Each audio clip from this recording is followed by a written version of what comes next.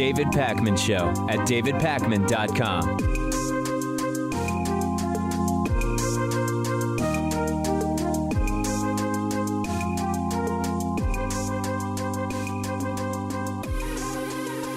Late last week, we learned that Anthony Bourdain was found dead by suicide in a hotel room in France, and people who were only tangentially familiar with Bourdain saw him as a chef with a TV show, but really his work was extraordinary. And I've been watching his program, originally No Reservations on the Travel Channel, and then more recently it became Parts Unknown on CNN, a similar program with some notable differences for several years at this point. And Bourdain was really an inspiration in a political sense without actually doing politics per se, at least not the sort of normal partisan politics that are really common now. And what I mean by that is that Bourdain would non-judgmentally, I think is the best way to say it, explore cultures all over the world in a way that didn't judge the individuals, but it also didn't fall into the sort of furthest out version of cultural relativism of we can't ever judge any culture stuff that we've been critical of on the program for a long time.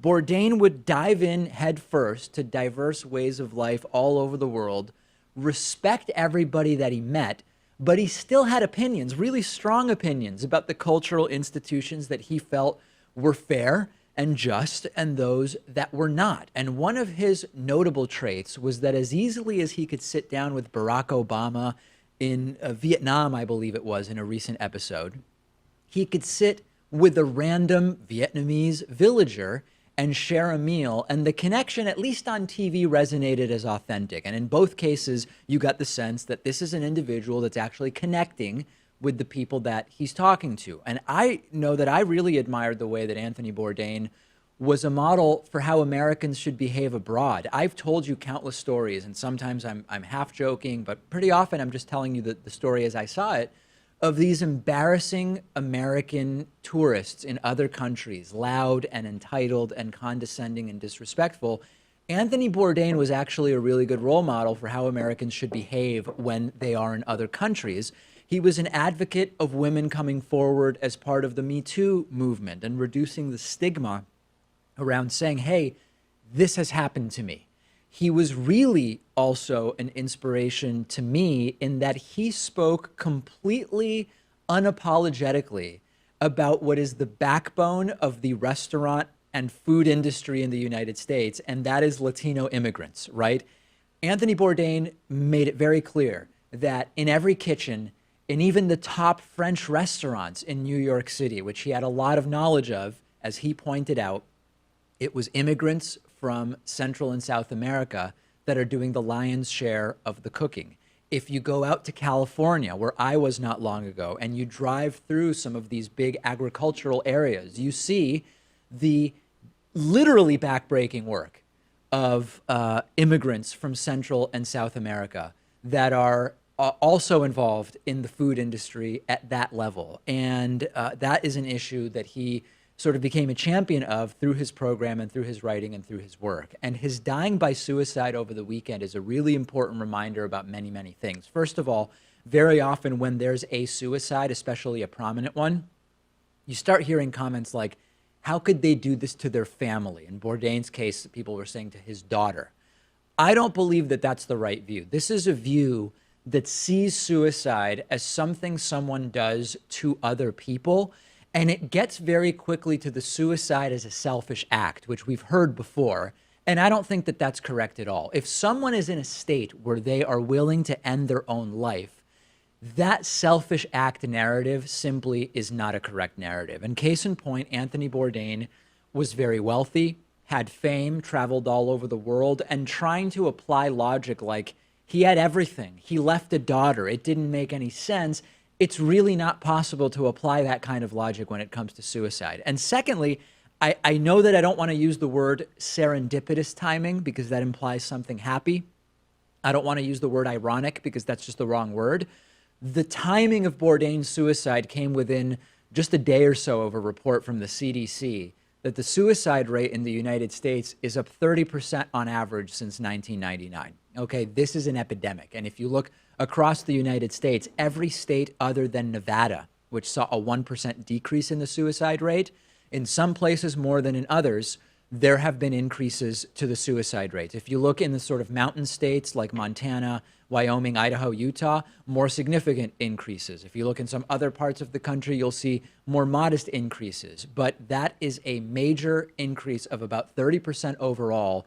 And only about half of those individuals had what's known as a mental health condition, even though depression is, of course, a major cause of suicide. When you look at all of these elements together, the suicide epidemic is not as simple as just mental illness, right? We know that economic circumstances play a huge role in suicide. We know that drug abuse is a factor in many suicides. We know that the epidemic is hitting all age groups other than those over 75. That means young people, middle-aged people, being affected by this increase in the suicide rate. And this is also a story about access to healthcare, right?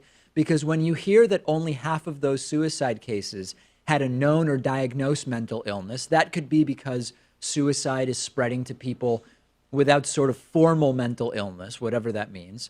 But it can also be because people don't have access to mental health care. So they would have been diagnosed had they sought treatment, but for varied reasons, could be cost, could be access, could be stigma, they never actually sought out that treatment. And that now leaves suicide as the 10th most likely way to die across all ages and considering all causes. So you look at the list: heart disease, cancer, respiratory disease at 1, 2, and 3, and suicide is right there at number 10, just behind kidney disease and ahead of septicemia.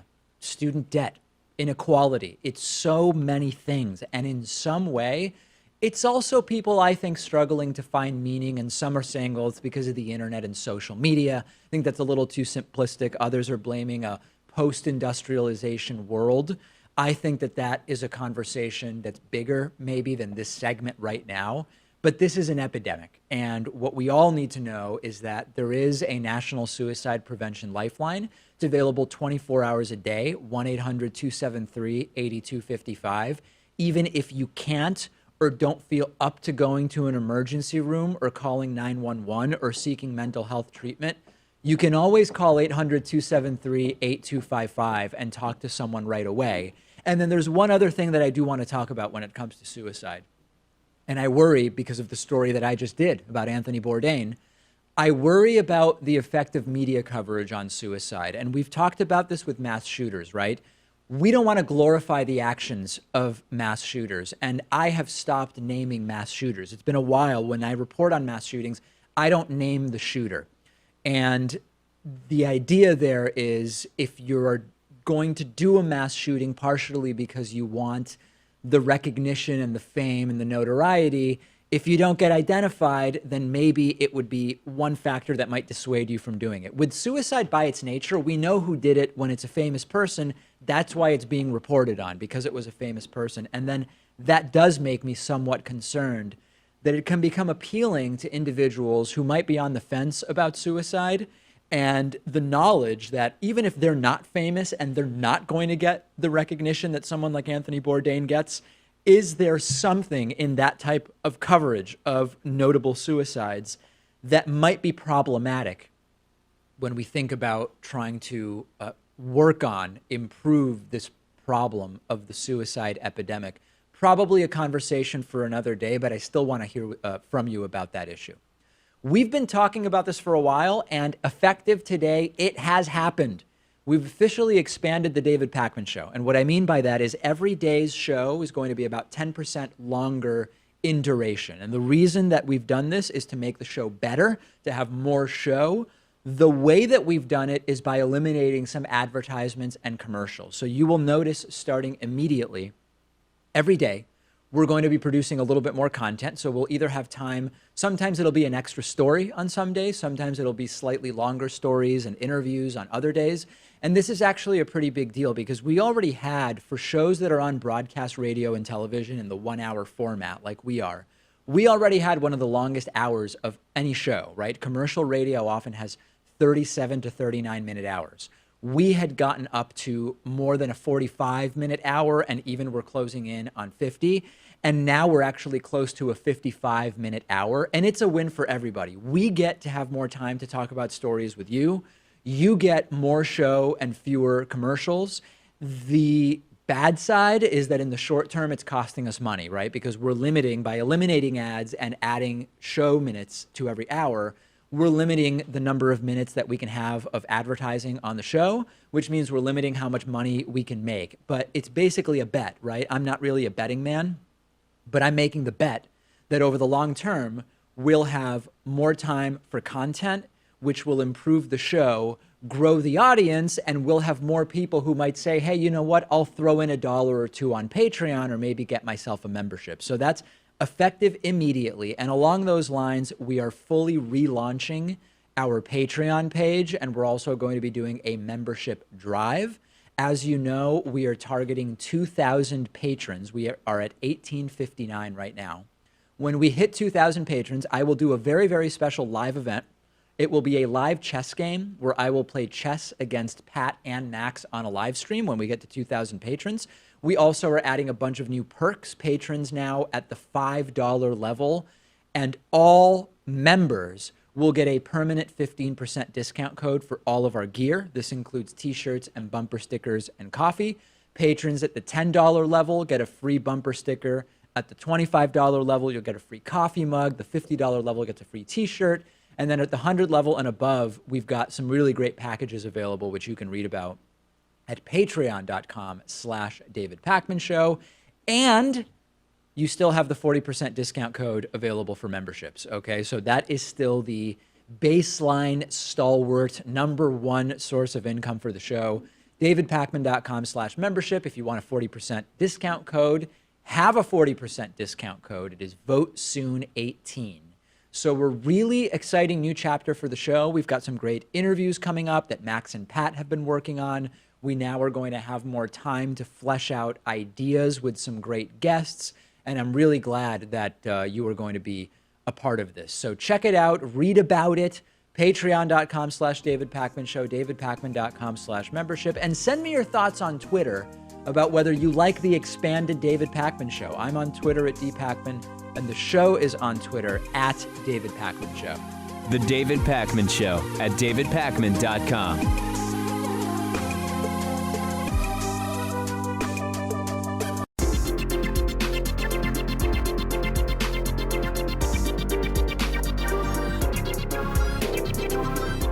The David Pakman Show at davidpakman.com. Today's new member of the day is Samuel Masters. Samuel, thank you so much for supporting the program. Also want to send a big thank you to James Varnum. James has been with us since 2012.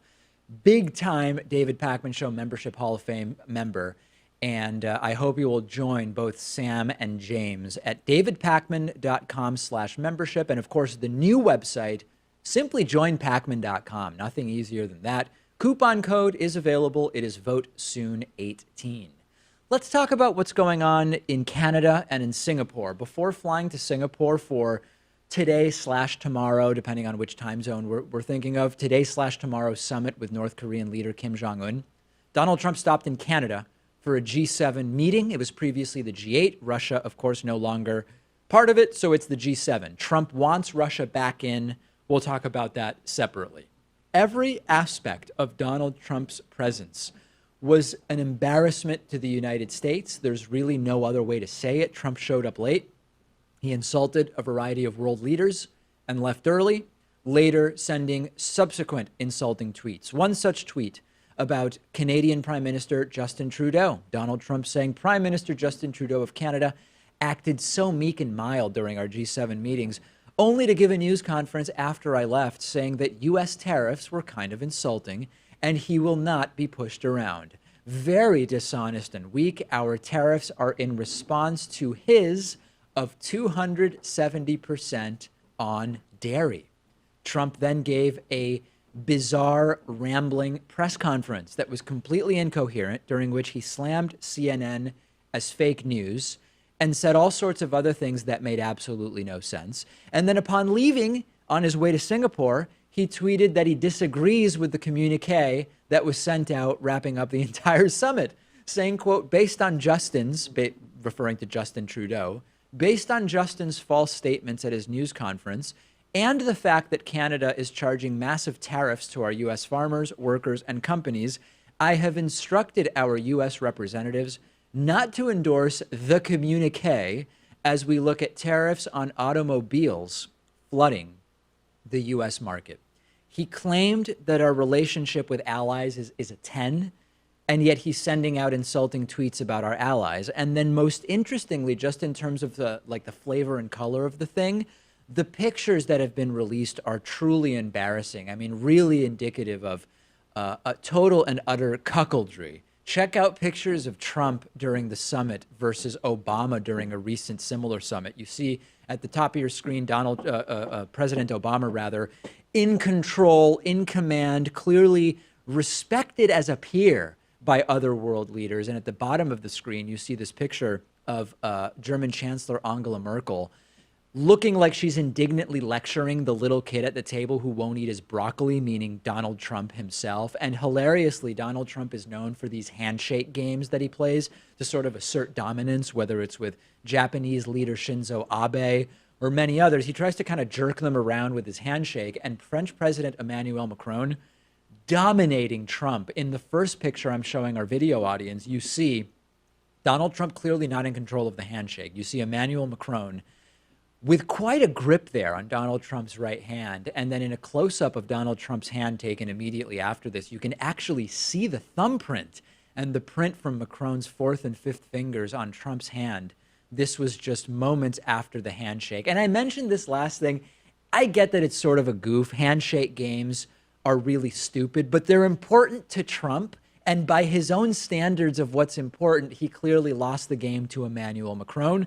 But handshakes aside, another embarrassing appearance by Trump, willfully ignorant, bragging about not preparing for negotiations with Kim Jong-un, the world moving ahead without the United States. And there are Trumpists that are reveling in this as if it's Trump putting America first, not taking crap from world leaders.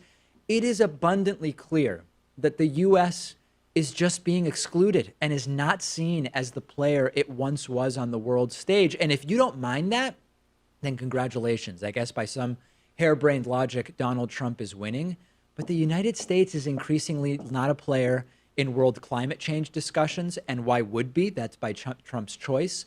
The dynamics of the G7 in Canada confirm that while Trump arriving late was disrespectful and an inconvenience, his presence was also a bother and an inconvenience to the adults in the room, including very clearly German Chancellor Angela Merkel, realistically the new leader of the free world, as well as the leaders of Japan and France and Canada. And the U.S. is being relegated to a lower tier in the context of international leadership, period. If you're a Trumpist and you see that as winning, well then, yeah, I guess Donald Trump is winning. But by any sensible assessment, the United States has been taken down several notches on the world stage, and the world is laughing at us, right? And the cherry on top, which is what I want to discuss in more depth next, is the shrapnel that came from this diplomatic abortion ended with Donald Trump threatening to end all trade with American allies. Let's talk about that next. If there is one statement that Donald Trump made in and around the G7 summit in Canada that stands out as particularly outrageous, especially ignorant, it's his threat to end all trade with American allies, period. Leaving the G7 summit, Donald Trump said the United States might end all trade with some of our closest allies if they don't do what Trump wants, and also told the leaders of Britain, France, Germany, Japan, Canada, and Italy that there should be no tariffs, period, between them and the United States. Let's break this down. It is either stunning ignorance or an empty threat. Let's assume for a moment that it's not an empty threat, that Trump really is thinking of doing this and he's ignorant to the repercussions. Let's explore what that might be like. Specialization, okay? The idea that countries are better off not making everything themselves that they use, but making some things and importing others, okay? This is a basic fundamental tenet of economics. There is a major debate over trade policy. There's debate over tariffs, over import-export policy, over economic isolationism, about finding the right balance for lots of economic factors. But the idea that countries are better off doing some trade with other countries, at least to some degree, it's a really old idea, and it's not a controversial economic idea at all. The controversy comes in when you want to start considering, okay, well, can we build a trade policy that, although it might make products cheaper in our country, it might also leave our own workers with lower wages, right? It starts to get complex, and it starts to get into gray area. And I apologize for punching the mic. I'm just so invigorated by this conversation that we're having. These are complex economic issues. But the concept of specialize and trade to some extent is a tenet of modern Western democratic economies, period. And Trump's threat to end trade with our allies is as dangerous as it is ignorant. So let's talk about Trump's ultimatum. Trump's ultimatum is remove all tariffs or we might stop trading with you altogether. There are advocates of totally free trade, right? And if you want to take Trump's belligerence and kind of like ascribe some policy to it, the policy is totally free trade. And there is a major debate to be had over free trade. The problem is that most people who claim to want free trade don't really want it. They want a version of so-called free trade that benefits them, but they still want subsidies and tariffs where it benefits them as well. And there are almost no true advocates of 100% free trade, and for good reason, which is that it's not practical nor realistic nor typically beneficial in the long run. But the real problem is that Trump just doesn't understand trade isn't zero sum.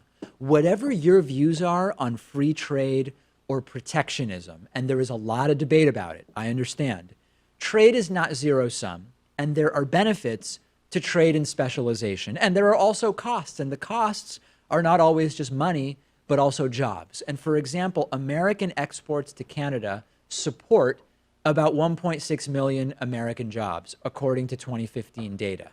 Is that worth risking over a slight trade imbalance with Canada? Apparently for Donald Trump it is. This would be self-inflicted economic destruction if Donald Trump ended trade with all of our allies. And my real worry is that because so many of Trump's followers don't know anything about economics, they've already been bamboozled by Donald Trump's campaigning on, we're going to win trade deals again. They might have no reason to doubt him, and they'll say, stop trade with our G7 allies? Sure, why not? Sounds like more of that America First winning that Donald Trump has been promising. And I also don't have to tell you, by the way, the irony of Trump on the one hand, demanding free trade, but saying that if we don't get it, we'll mandate no trade whatsoever, which is like the exact opposite of free trade. Free trade, one of the tenets of actual free trade, is no governmental barriers or regulations that would stop the flow of goods in and out of countries. So Trump is saying, I want free trade so badly that I will end free trade altogether if you don't give me my version of free trade. This is no longer look at Trump, he's so dumb. Right? He is potentially irreversibly damaging relationships with allies, but over things that he thinks will be good for the United States, which will actually be self-inflicted disasters. I can't wait to see the committed Trumpists come up with creative ways to defend this idea, because there's no actual economic defense of what Donald Trump is proposing here. And the scariest part of all of it, as I've said before, is that not only will some Trumpists hear this ridiculous idea and say, he's watching out for us, he's doing the America First thing, he still has nearly a 40% approval rating. That is really the scariest thing about all of this. I encourage you to discuss this story or any others from today's show on our David Pakman Show subreddit, which you can access at davidpakman.com/REDDIT. Quick break. Andrew Torrez will join me next to discuss, can the president pardon himself or not? The David Pakman Show at davidpakman.com.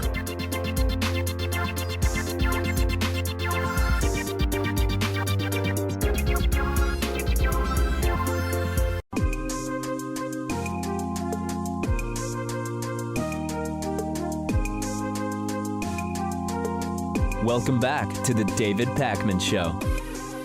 It's great to welcome back to the program Andrew Torrez, who is a graduate of Harvard Law, has been practicing law for 21 years, and is the co-host of the Opening Arguments Show, the legal podcast that helps you make sense of the news. And we have a lot to try to make sense of today, Andrew. Sort of two questions we're going to tackle, right? One is, can a sitting president be indicted? Two is, can a president pardon themselves? We've talked a lot about statements that have been made by various legal scholars and various people with law degrees who work for Trump, who I hesitate to call legal scholars. Let's start with the indictment part, okay? Can a sitting president be indicted? Is it important to distinguish between acts that they've taken that relate to the presidency and ones that don't, like maybe just murdering someone on the streets of Washington, D.C.? And sort of how should we start to think about that question? Well, so first, David, thanks for having me back on the show. I really appreciate it. Always enjoy coming on. You're doing fantastic work. Thank you. And I really love catching up on the show. We could start with that noted Trump scholar, Rudy Giuliani, who has passed along what he claims is a statement from the Mueller team saying that they have concluded that they're not going to indict Donald Trump while he is in office. And let me give you a lawyer's answer first, and then hopefully a helpful answer. We don't know the full answer to the question, can a sitting president be indicted, right? There's no clear language either way. There's no constitutional provision that says he can or can't be. No president obviously ever has been indicted. But we've thought about it twice in recent memory, right? Once in 1973 with Richard Nixon, and once in the late 1990s with Bill Clinton. And in both cases, the respective assistant attorneys general issued memoranda. The most recent one was from Raymond D. Moss in 2000. It was 39 pages long, very, very dense. We don't have time to go through all of it, obviously. But both of those concluded that a sitting president can't be indicted. And I have to tell you, and again, you know this, your viewers may not. I am strongly on the side of removing Donald Trump from office, right? I think he has committed crimes. I think he is a national embarrassment. But I come down on the side that says really the sole way to remove a president from office is through impeachment. And I get there kind of in a number of ways, right? The first is, and kind of the most, the way I think we think about this is through separation of powers, right? So play out. Suppose Giuliani is wrong. I realize that's not a huge stretch here, and Mueller's team decides that they're going to indict Donald Trump while he's in office.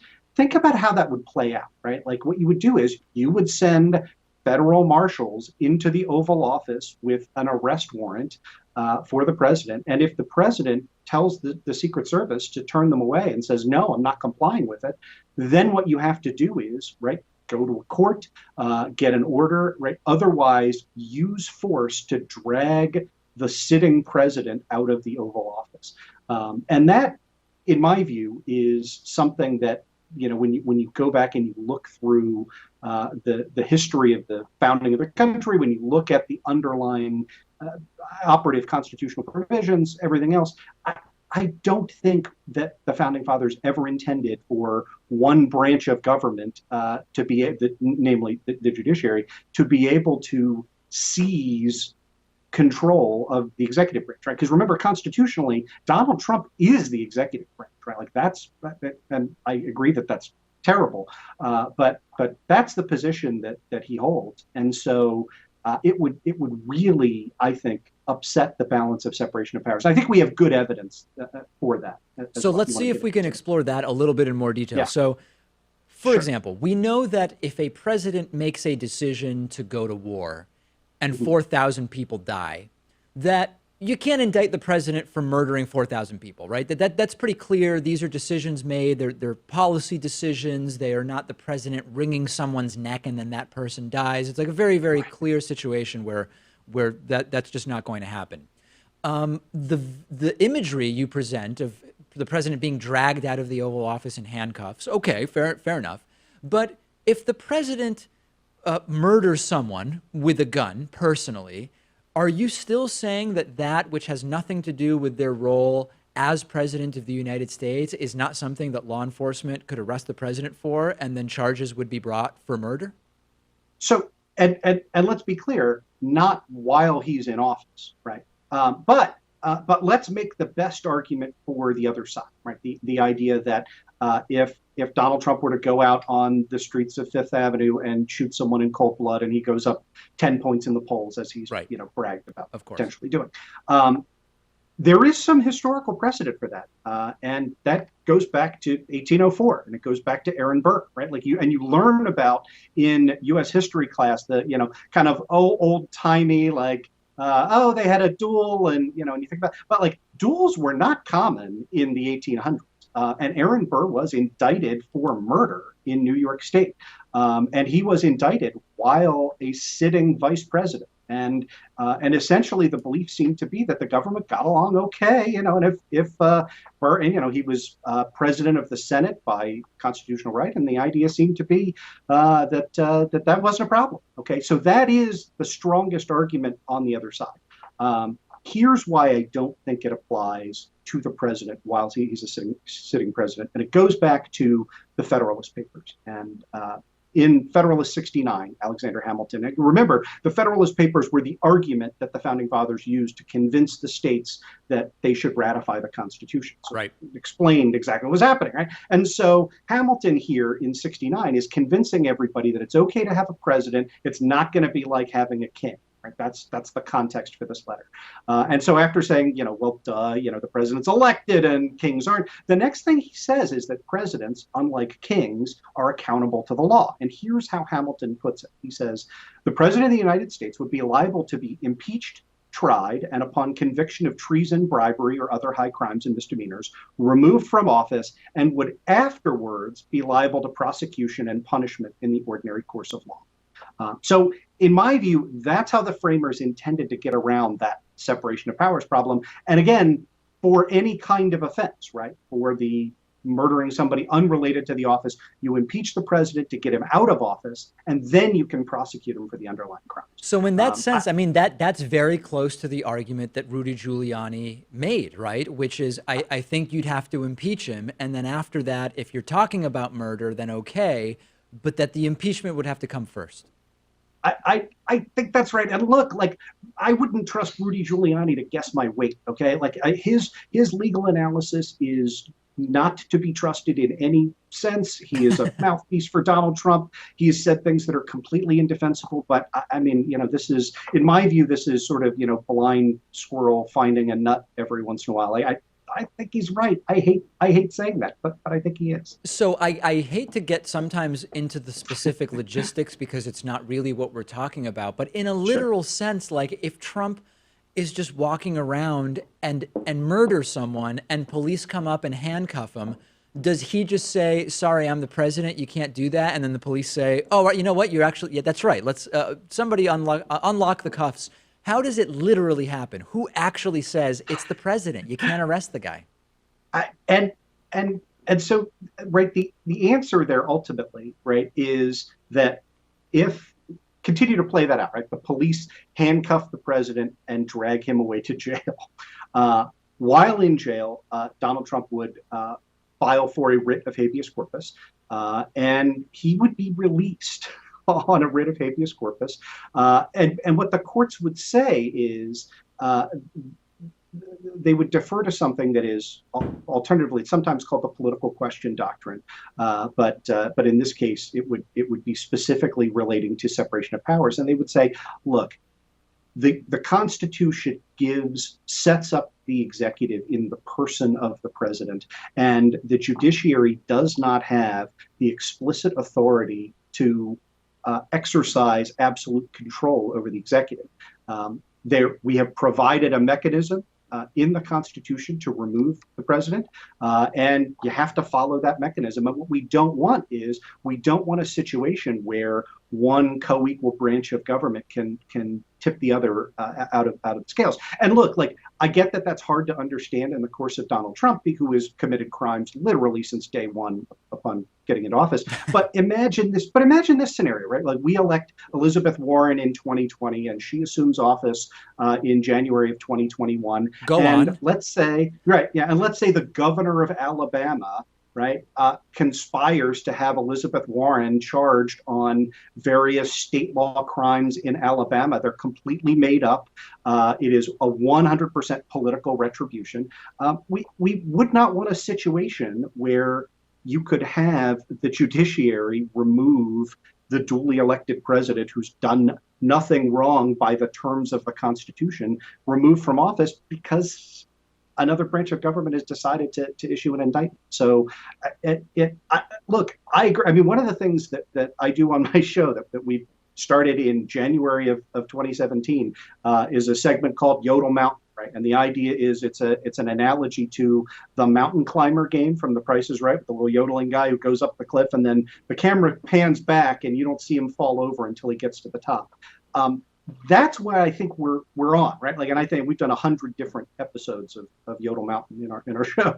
But I think every crime Donald Trump commits, I think every thing that he does that violates the emoluments clause, that is deleterious to the republic, is moving him those steps up Yodel Mountain and is pushing us towards the point where we can impeach Trump. But well, so along those lines, I mean, it sounds you've sort of explained the reasons why it would be logical for a sitting president not to be able to be indicted, and that impeachment sort of has to be the first step.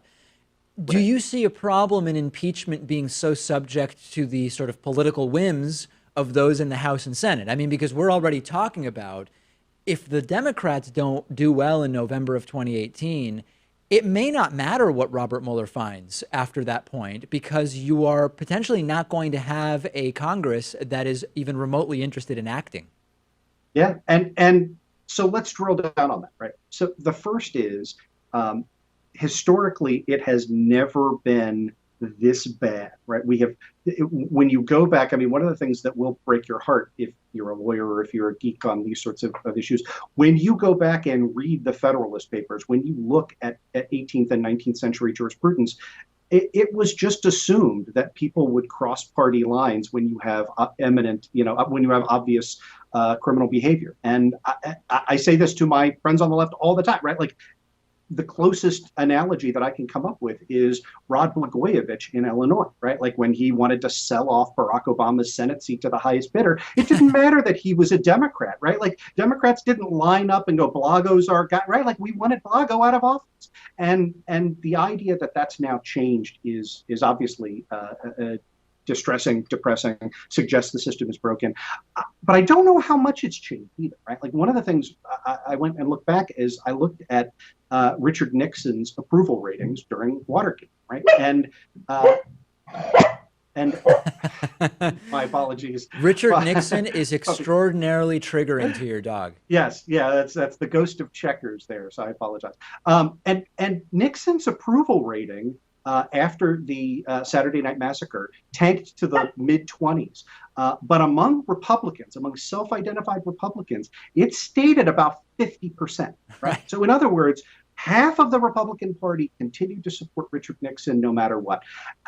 I don't know. Obviously, we're not remotely there yet with Donald Trump. His approval ratings among Republicans are in the 90s.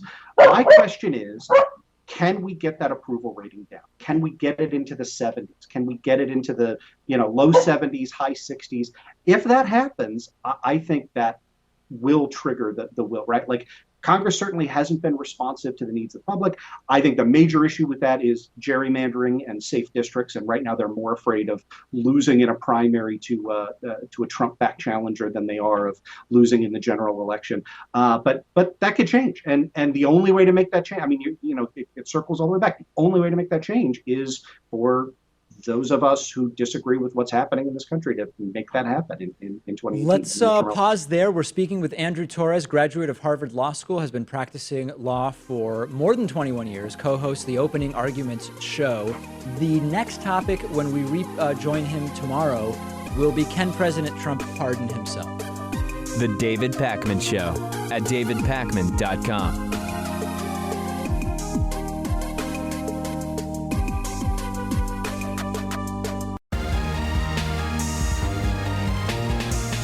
The David Pakman Show at davidpakman.com.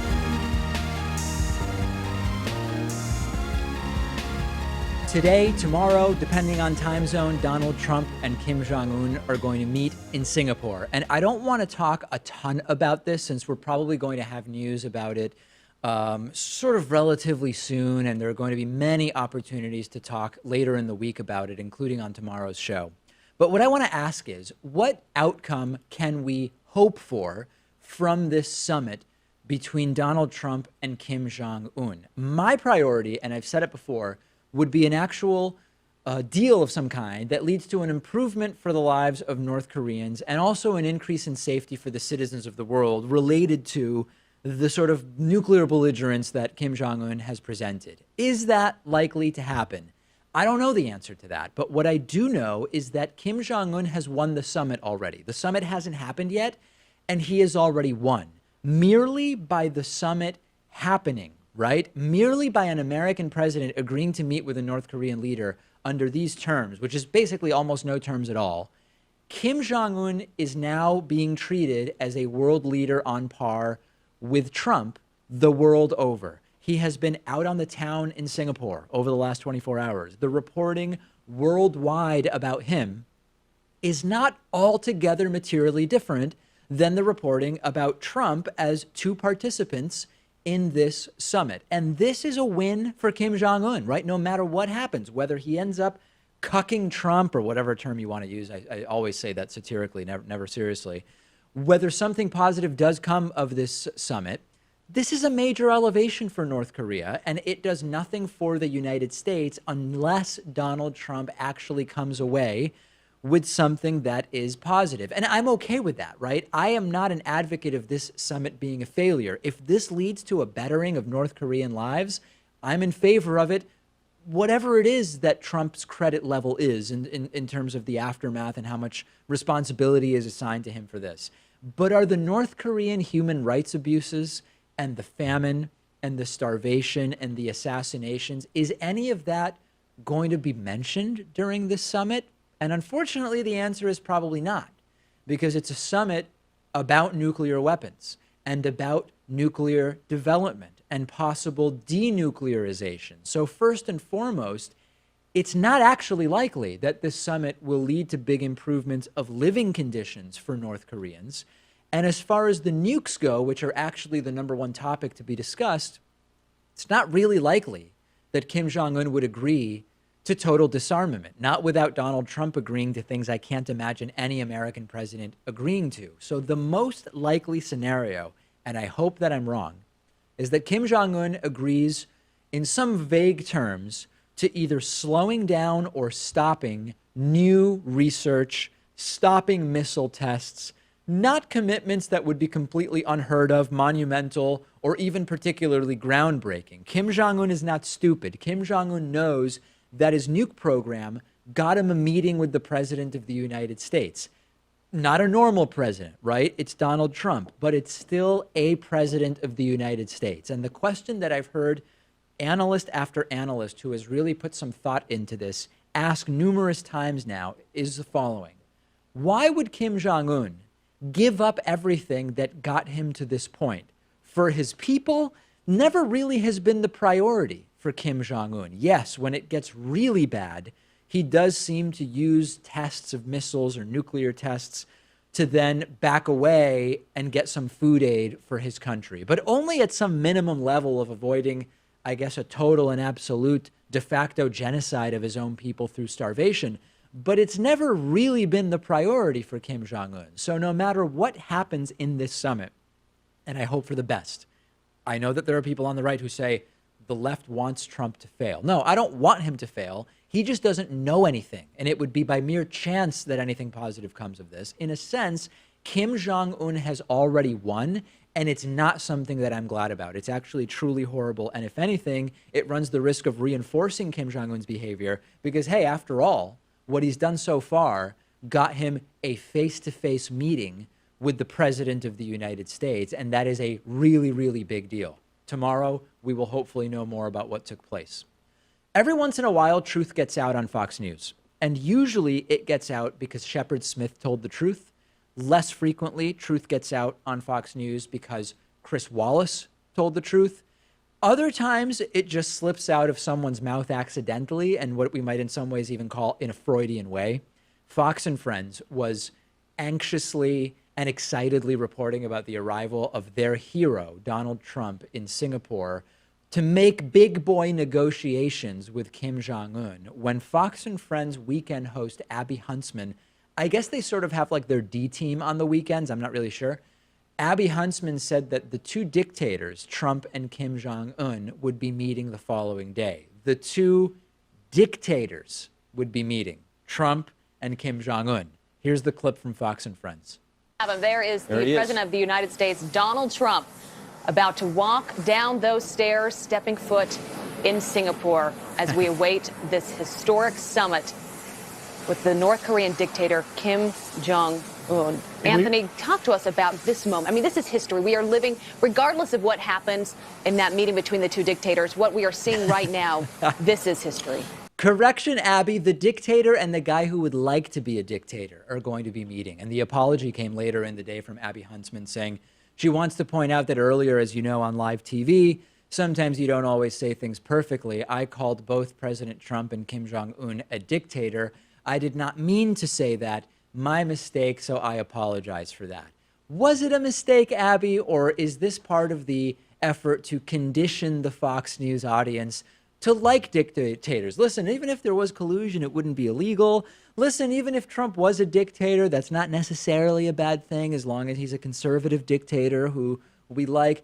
Probably just a slip up. I'm mostly joking, but a very funny one. Trump is not a dictator. He would like to be one. He's actually having a hard time getting people to do what he wants, especially foreign leaders who are way smarter than he is. And I guess what we can say is in the United States, we still do have the rule of law, at least on paper.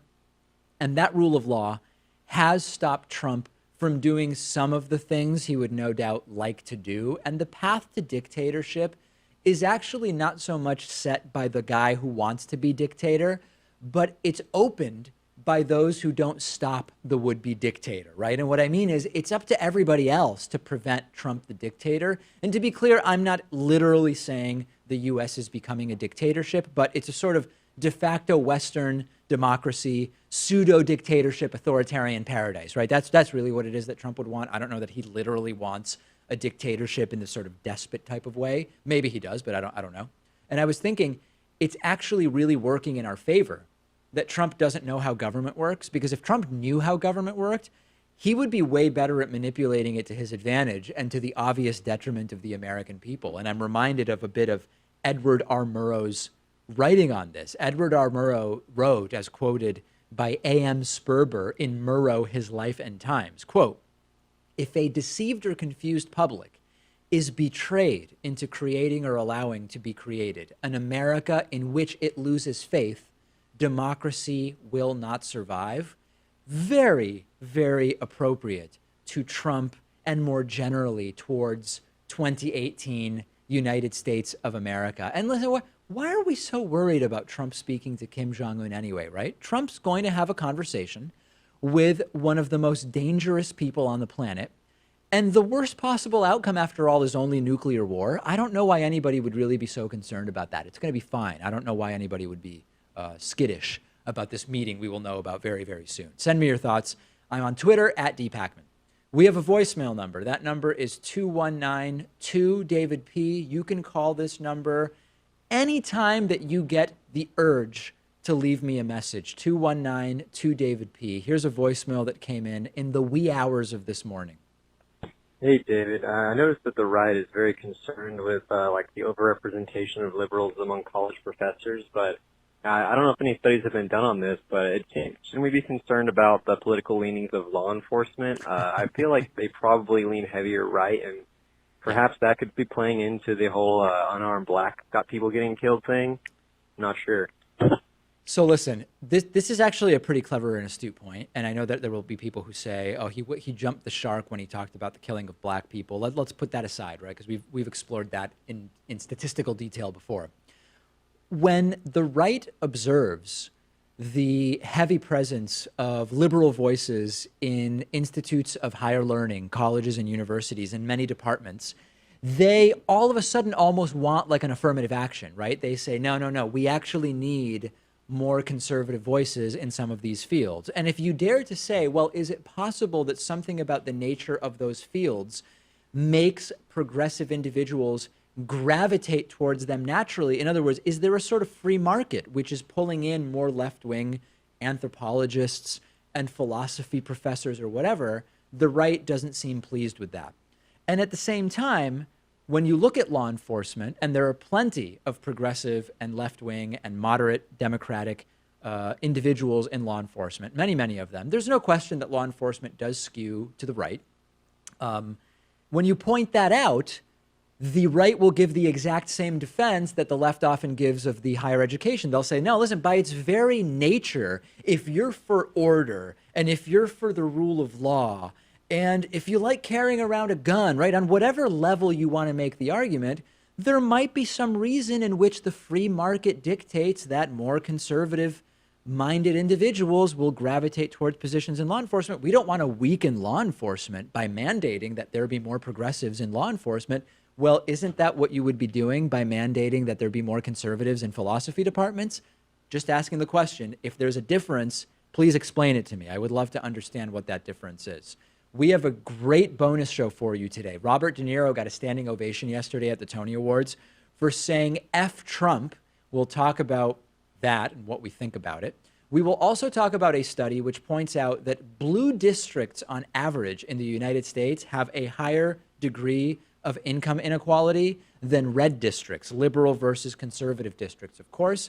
And we will also talk about a man who has been given only $75 after being wrongly imprisoned for 31 years. Is anything being done about it? And also, big thing, I announced that now we have, for patrons at the $5 or higher level and for all David Pakman Show members, we have a massive discount code for all gear at davidpakman.com/gear.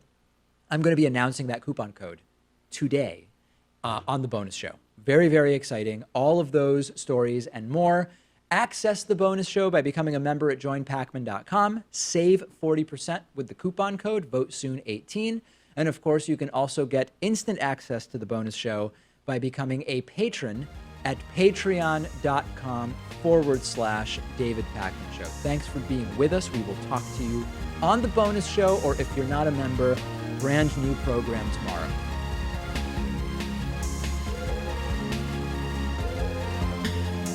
The David Pakman Show at davidpakman.com.